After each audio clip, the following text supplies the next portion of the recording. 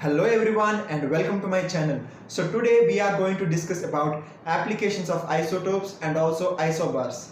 You must be wondering why I have taken a 3-day delay. That's because I am working on a new series which is very innovative and creative, and it's a surprise for you which will be coming in the next week. So let's get right into the topic, applications of isotopes.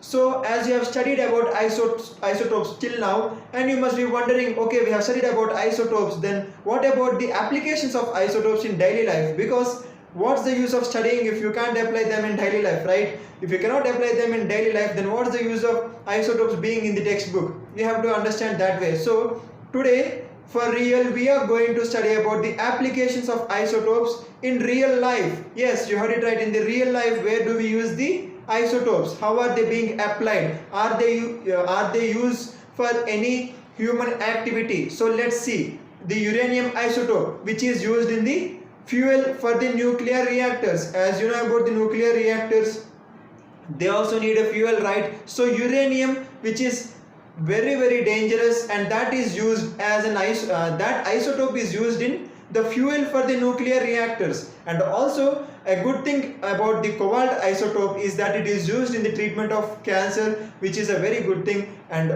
also we are going to see about the iodine, the goiter. The iodine deficiency is called goiter. Like if there is deficiency in your thyroid gland, so that is called goiter, right? So if there is less iodine in your thyroid gland, then it's called as goiter, iodine deficiency. So that is iodine isotope, as you all know. So those three isotopes are very much useful to the human race. So that's it.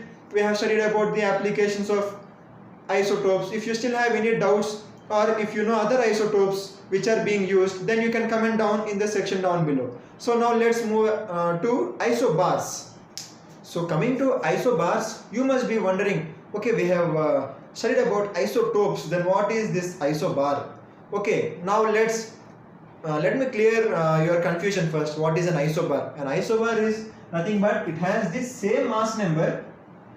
It has same mass number, but there is difference in atomic number.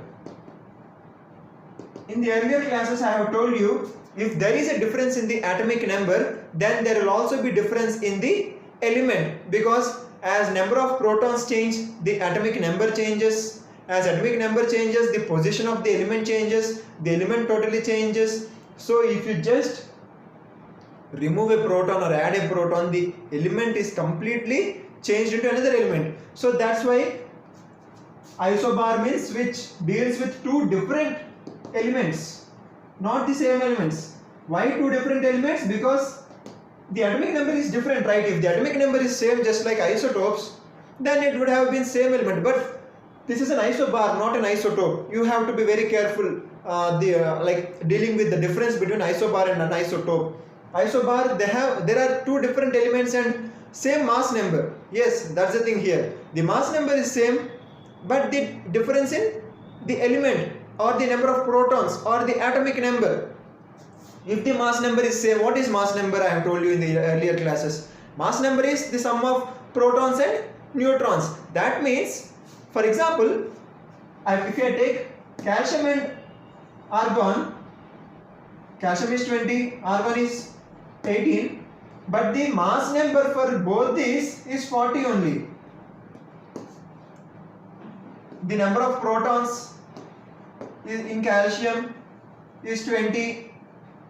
The number of protons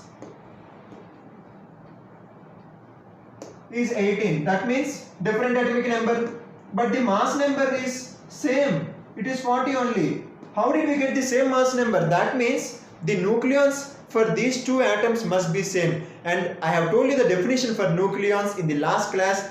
Nucleons means the number of protons and neutrons which are present in the nucleus of an atom. You also know that the electrons are not present inside the nucleus, but they are present around the nucleus. They completely revolve around the nucleus. So that's the thing.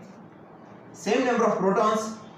Different number of protons. So that is why there are different elements. Argon is completely different element and calcium is completely different element. This is 20th position, 18th position in the periodic table. But surprisingly, both these have the mass number of 40. How did this happen? That means they have some like the nucleons must be same. What are nucleons? Number of protons plus number of neutrons. For example, if you say number of protons for calcium is 20 and total mass number is 40, right? So 40 minus 20 is equals to 20. So this is number of neutrons. Did you understand how I did this? See, the mass number is 40, right? So the mass number is 40. That means total neutrons plus protons is 40 and number of protons is 20. How did I say? Because the position of the element is 20. So number of protons is 20. So total mass number is equals to n plus p. So total mass number is equals to 40. 40 is equals to neutrons plus protons is 20. So n is equals to 40 minus 20. 20. So that's how I got. Now let's look at argon. So let's see the argon example. So argon, again the mass number is 40 and this is 18. So that means the total mass number is 40 and mass number equals neutrons, number of neutrons plus number of protons. 40 is equals to number of protons is 18 and number of neutrons is unknown. So 40 minus 18 is 22. So number of neutrons is 22 and their number of neutrons is 20. There the number of neutrons is 20, here the number of neutrons is 22. That means there is a difference in the number of neutrons. Okay, but there is also difference in the number of protons also. But still, since the nucleons, that means the number of protons and number of neutrons are same, that's why they became the isobars. For example, you see 5 plus 3 is also 8, 4 plus 4 is also 8. Same. You cannot say 4 plus 4 is only 8, 5 plus 3 is not 8. You cannot say like that. 5 plus 3 is also 8, 4 plus 4 is also 8, 3 plus 5 is also 8, 2 plus 6 is also 8, 1 plus 7 is also 8. So there are so many different variations or kinds that you can get is equals to 8. So that's what happened in this isobar example. This is just a mathematical example so that you will understand how exactly the isobar thing is working, because this is not the same as the isotope thing. This is the isobar one. So you have to understand, like there will be difference in the number of protons and there can also be, there may or may not be the difference in the number of neutrons, but still the number of nucleons will be same. And what are nucleons? The number of protons and the number of neutrons which are present inside the nucleus of an atom. Anytime if I say the number of protons and number of neutrons, then protons and neutrons, you have to imagine in your mind that they are present inside the nucleus of an atom but not around the atom.